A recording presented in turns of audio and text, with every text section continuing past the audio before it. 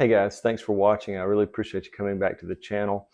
Today's video is about taking this year's garden, this is the beginning of September, and breaking it down and burying it for next year's garden. So what I'm doing is I'm adding one special ingredient to the area of the garden we've broken down, and I'll overspray that, but the mixture needs to be rather strong because this process takes up oxygen out of the soil. So we want to add extra in there when we start this process so it kind of jump starts it.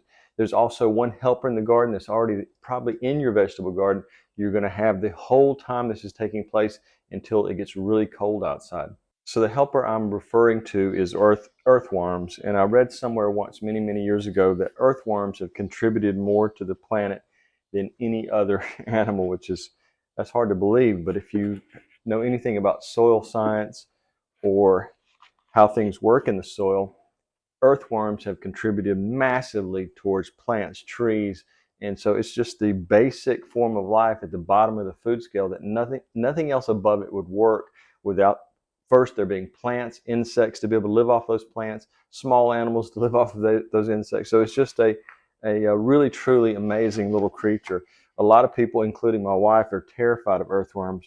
So what I'm going to do is I'm just going to partially mix it here, but we're doing a whole gallon of water, and I'm doing hydrogen peroxide to help the decomposition. I'm doing 10 of these.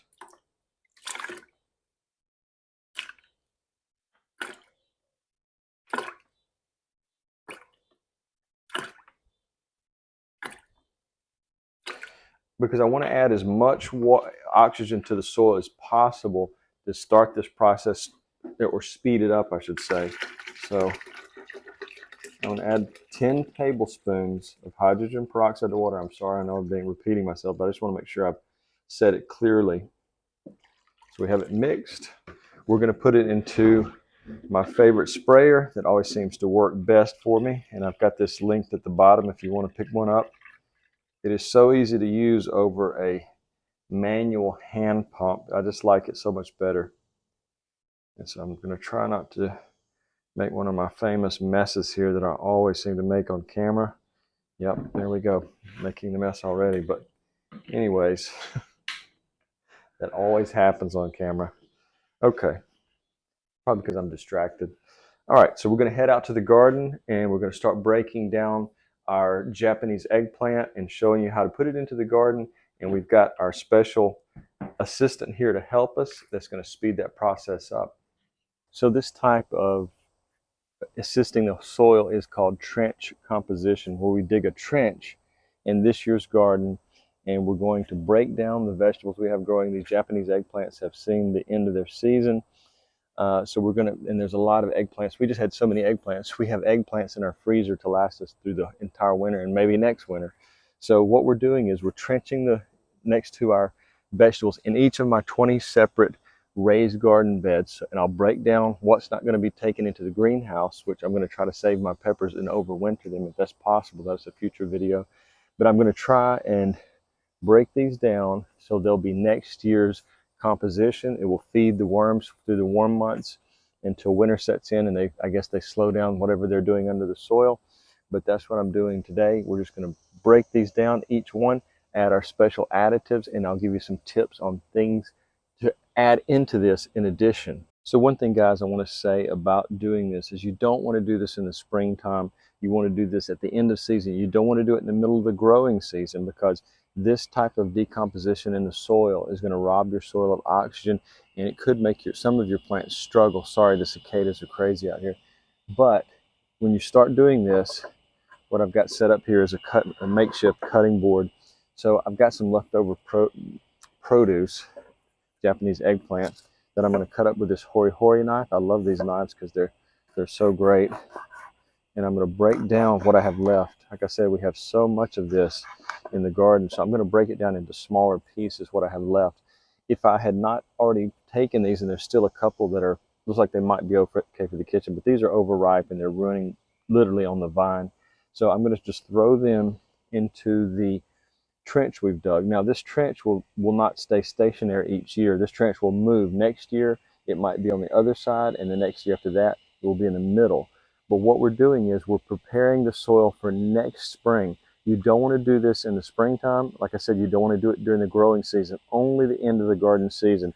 So that's what we're doing. We're going to break down the plants and spray them with our solution and add anything else in there. And I'll give you some tips on things that you can put in here that will greatly increase your soil. This is probably the number one thing you can do to help your vegetables next year. Okay guys, so I'm going to get the last two of my Japanese eggplants that are going to go into the kitchen, and it's kind of sad to think about it that this is produced, these three eggplants have produced an incredible amount. I think these are called ichiban, ichi meaning one, and ban I don't remember, but anyways, these are going into the kitchen. You can see their growth has slowed down. Normally we have these 12 to 14 inches in size. So I'm going to break down, let's see if I can just cut these. It's a little bit easier just to cut them for camera speed purposes. So anyways, I'm going to cut these and break them down. I don't want to leave them whole, so I want them partially broken down in the trench. I'm just going to set those out of the way. And we want to break them down. Now, if you worry about seeds, we're planting these really deep and they're going to decompose. If you did have a plant come up, take it next year and put it into its own little space in the garden and you can start over. But I'm not saving these seeds this year. I'm just going to go through, and I will be saving some seeds, but as far as these plants go, they're not being saved. So I'm just breaking the plant down, putting it into the trench. And see, these are really rotten, so I can just break these apart. They don't even need to be cut. So they've just rotted out from being on the vine too long. I guess we've kind of neglected these, and we should have been taking a little better care of them. But there is a lot of seeds in there, so I will save one or two of them for next year, and we'll see if I can get some seeds out of them. That'll save me some money. Another thing I'm adding to the trench is I had some soil and black cow mixture. Now this is a little bit of potting soil and black cow mixed together. I'm going to add that to the trench as well. And once I get everything broken down, I'll add that, spray over the top of it so it will help the soil, and it's needing more oxygen in this process. So that is one thing I'm doing. But the main thing is you want to make sure you're 12 inches deep, and those earthworms will come in and help decompose, leave their castings behind, and it will just increase the population of those worms in each one of these beds. If you're doing this in the open ground, you can do the same exact thing. You can do it to the left of your normal planting area, the right of it, and then when you're in the middle, I know I've already discussed that, but I'm just saying in open ground, you can do the exact same process. I'm going to quickly break down the rest of this plant and put it into the trench. And this type of decomposition, trench decomposition, has been around for thousands of years. This is probably predates any type of container decomposition. So you just would take your vegetable garden from that year, put it into the trench, and next year it would be even better. So sometimes these old methods actually work better. I suppose this type of trench gardening may have started before civilization. It's probably what led to civilization being created, because you were able to create more produce. And of course, finding a plastic tub 500 years ago was a little bit difficult. So we're just trench composting. We're going to take this all the way down to the ground. Now, what I'm going to do with the base of this eggplant, I'm going to try to do a little bit of experimentation and try to overwinter it in the greenhouse this coming winter. Once, I guess we're about a month away from soils really dipping. So I don't know if this will survive in the greenhouse, but I'm going to try. And if you're wondering what these black cable cord looking things are, this is my micro irrigation system. It makes it so much easier. If I forget to water, I can set these 1, 2, 3, 4, 5, up to 6 times a day to deliver anywhere from 1 minute to, I think it's something like 99 minutes of water, which I would never do. It'd be a big waste. But that's what that is, in case you're wondering. So I'm going to talk about other things you can add to this trench, and then we'll treat it and cover it back up. But I want to put in a few more things you can add to the trench. Okay guys, another thing you can add to the garden, if you clean it up like I do, and I have trees nearby that drop their debris into my garden, I clean it up, and when I'm doing trenching, I have a pile of this somewhere, and also put that in there. That will help also decompose over the winter time, and next spring this will be next year's really rich gold soil. So a few other things you can add to this trench method of decomposition is my afternoon snack, which is a banana, but not the whole banana, just the peel of it. You want to make sure you remove the plastic sticker that's on it, and anything else that's plastic you don't want to put in here. But some of the other things you can put in are grass clippings. Most people have massive amounts. If they catch their grass clippings in their lawnmower, that's a great thing to put in here as well, because that will decompose over a 4 to 6 month period of your winter. So that is great. It'll add nitrogen to the soil, feed the earthworms, and do all sorts of great biological activities to aid the soil there. So that's another thing you can add. If you collect your kitchen scraps, we do that off and on, where sometimes we remember, sometimes we don't. Eggshells are great. They add calcium to the soil as they break down over time. So anything that you have in your kitchen that is going to be kitchen scrap from food scraps, you could put anything in here. Pizza, you could put cardboard boxes if you break them down and make sure there's no plastic labels anywhere on them. So we go through tons of cardboard boxes from Amazon delivery. So that's another thing you can consider doing. Toilet paper, the interior roll of toilet paper. One thing that probably takes up more space in landfills than you would, just millions of cubic feet, is probably paper towels, and those will degrade over a period of 4 to 6 months. So would save a huge amount of space in landfills. So anything that breaks down. Now, one thing you may not want to put in there, or definitely you don't want to put in there, is this right here, treated lumber. You don't want to put any type of treated lumber in there. Lumber from the hardware store, the big box stores, or any type of lumber yard that has been treated. It's treated to help prevent, excuse me if I get this out, the reason it's treated with chemicals is to help it survive over a longer period of time. It's treated with different chemicals. There are untreated lumbers in the big box stores. Of course, that's going to be used inside building projects, but the ones that you use on the outside are treated with those toxic chemicals, and you don't want that in the garden. These timbers were treated, but I did a special thing on the inside of them, is I put some plastic on them. Actually, it was pond liner, koi pond liner, so I could make sure none of that got into the soil. It would drain away into the walking areas. So that's one thing to consider when you have raised beds, is you'll need to use treated lumber, because these will break down so quickly if you use untreated lumber. But treated lumber, you don't want that in your trench. One other thing that I thought about adding, and then I did some research and some further thinking, is you don't want to add animal waste. And what I mean by that is litter from the litter boxes. We have multiple cats, but the litter is coated with I guess it's clay and the other stuff, and some of those are really heavily made out of chemicals. I would suggest not using any scented litter. Oh, those are awful.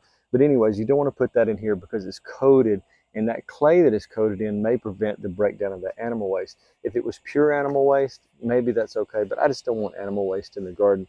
And so I'm sure some people are laughing when I said put pizza into the garden, but what I mean is scraps, food scraps. We put a whole pizza in the garden once, came out the next day, and there was a little short guy named Mario with a hammer chasing mushrooms around the garden. I'm sure young people get that joke. So lastly, once I get all the scraps put into the garden and the breaking down, I haven't broken down everything, but I will tomorrow because we're running out of daylight tonight. I'm going to spray it with our hydrogen peroxide mixture. If I can get this to working, it's like we've got it set on automatic. These sprayers are great. I really like them. They really work well. So we're going to spray the produce heavily in any garden waste, grass clippings, whatever else we've put in here. And this is going to speed up the decomposition. And I'm just going to heavily saturate it each row. Now, the row, like I said previous, is going to change from year to year. Next year, I might be planning digging the row and burying on that side. In the next year after that, it may be the middle, but we just want to keep alternating year after year. So we're going to do this right here. And I'm going to do one other thing. I'm going to add some black cow. We're going to top that because each year I want to put in as much great soil as possible. So I'm just going to put that on top of the produce we've cut, plants, whatever else we've thrown in there. And so we're ready to rebury that. But that's the basic process of trench composting. I just think it works so much better. I don't have to worry about a big plastic bin. Yes, I do some composting, but that's usually inside the house or right outside the back door. I just don't want to deal with it, and I'd rather bury it at the end of the season. If you put it in there and it's really smelling bad, it's a big mess. But anyways, yeah, so this was ready to be buried and for next year's compost, next year's garden. And so we're going to do that real quickly, and it's super easy. just to bury it back over. And so we're just increasing the richness and nutrient level of the soil. And so we're running out of daylight, so I'm gonna have to dig that up, and we'll be ready to move on to next year's garden. But I'm gonna have to do this in all 20 beds where I'm breaking down, and there's some things that are still alive, and it's not gonna happen now. It may be next month in October before I do the entire garden like this, but all 20 beds have to be broken down like this and be prepared for next year's garden. Hey guys, so as you can see, I've got a lot of trenching to do. With 20 beds, it makes a lot of work. And these squash have seen better days, and they're coming to their final end this year, but they won't go to waste. And when I first started my garden, I would actually dig these up, pull the roots out, and take them to my burn pit and just dispose of them that way. But with the cost of soil and increasing cost of everything, I can just take this year's plants and just recycle them. And so next year, they will act as a testament to last year's garden, and they'll help this year's garden. So what I'm doing now is sort of a homage to a previous life I lived in the Sunshine State 30 plus years ago. But anyways, I want to say thank you for watching, and I appreciate every subscriber. If you have any comments or if you have any advice for me, please leave them down below.